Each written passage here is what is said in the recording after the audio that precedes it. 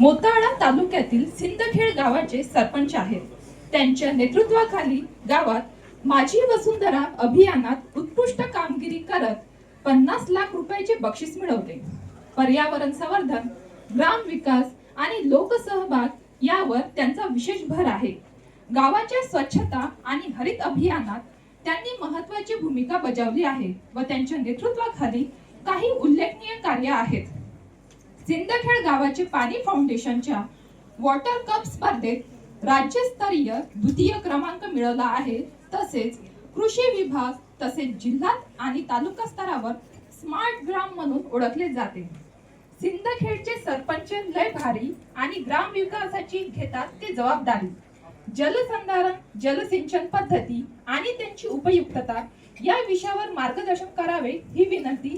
चला टाळ्यांच्या गजरात आपण श्री प्रवीण कदम सर यांचे स्वागत करूया.